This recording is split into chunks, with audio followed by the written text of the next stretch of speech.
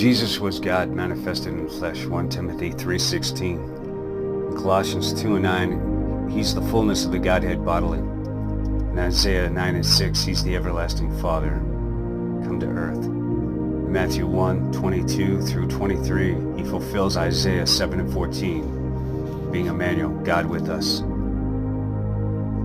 We find in John 1 through 14, God was manifested in the flesh.